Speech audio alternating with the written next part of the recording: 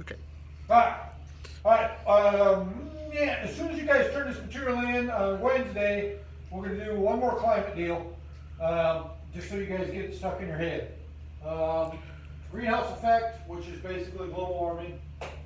Positive feedback loops, which is making it worse. We'll teach you what that means.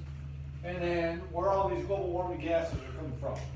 Some of them are natural, some of them not so natural, but we'll talk about that. So there's 2 pages to this climate project. I'll give you like 3 or 4 days to do the first page, and then again 3 or 4 days to do the last page. We'll cut this thing in half. As a review, greenhouse effect, Earth atmosphere. The first portion is the troposphere. That's the air we breathe. 0 to 60,000 feet. You get the sunlight. You know, however many millions of miles the sun is. Greenhouse effect is sunlight getting in that can't get out. It's stuck. So it just keeps reflecting back. So these little dots here would be different greenhouse gases. We've talked about 2 or 3 of them.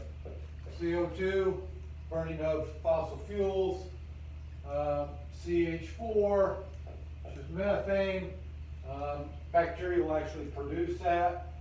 Manure, fertilizers, N2O, which is partially fertilizers as well.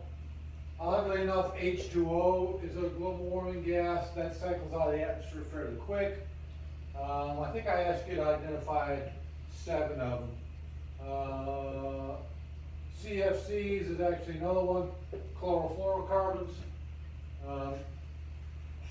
I can't remember the other ones now. I'm drawing a blank. There's 2 more, but I'll let you guys look at those. Anyhow, I'm going to have you guys look at them. How much is global warming increased in the last 100 years and the last 30 years? Well, I gave you guys this chart. You can use this to answer your question if you want. Go to 1920. The average temperature was 0.4. Now you go to 220.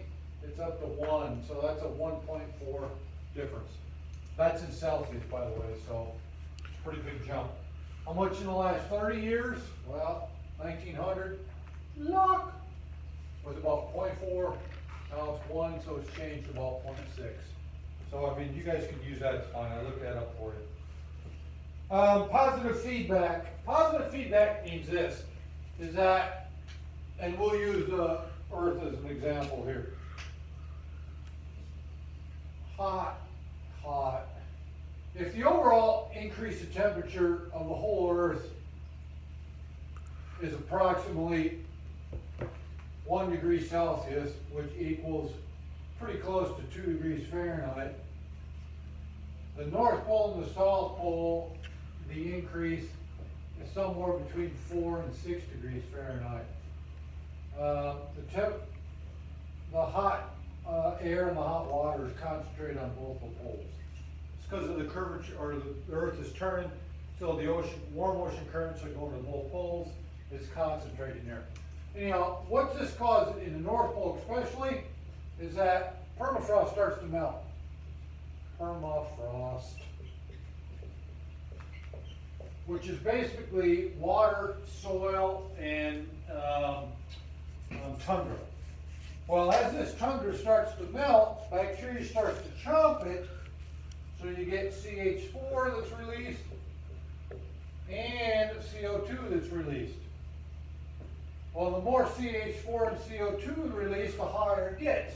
The hotter it gets, the more the permafrost melts. The more permafrost melts, the more CH4 and CO2 you get, and it just keeps going. They're just starting to measure how much of this stuff's getting released. Obviously, there's not a lot of people live up here in the Northwest Territories. There's 342 moose and 1 trapper with a beard. Yeah, so no one's measuring how much of this stuff is bubbling out of the permafrost.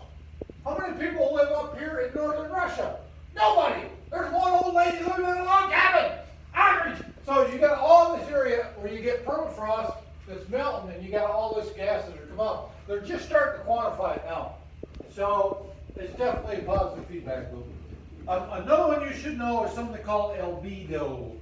Albedo is sunlight that comes in that reflects off of snow and ice and reflects back into outer space. Happy days.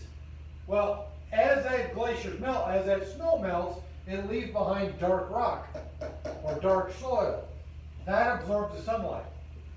The more sunlight that absorbs, the more snow melts.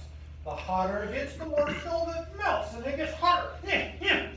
So, positive feedback loop on both the glaciers decreasing, which is causing more black surface, which absorb it, and positive feedback on the gas. Alright, so, global warming gas production. Well, you guys already know a lot of this. I mean, obviously, burning of fossil fuels. Huge. By the way, you know, there's nothing wrong with fossil fuel, guys, to the extent that it gives us civilization. Civilization's good. We like electricity. That's good. We like cars. That's good. There's 7.2 billion people on the earth. We're not going to go back to 1880 and ride horses around and all that stuff. That's going to happen. But it does make a bit of a mess. Making synthetic fertilizer can cause global warming gas. That's N2O. N2O. We use a lot of fertilizer to grow all the crops that we need in order to feed us and feed the animals, who then feed us. So we go through a lot of that. Deforestation is another one. If you cut down all the trees, they're not sucking in CO2. If you cut them down, they're going to fall down and either rot and the CO2 goes in the air, or you burn it and then the CO2 goes in the air. Either way, in the air, and it's not being contained for whatever, 100 years, 200 years in a tree, being released. Forest fire, same thing. Goes up in the air. So that's basically this is the very first part I'll have you do.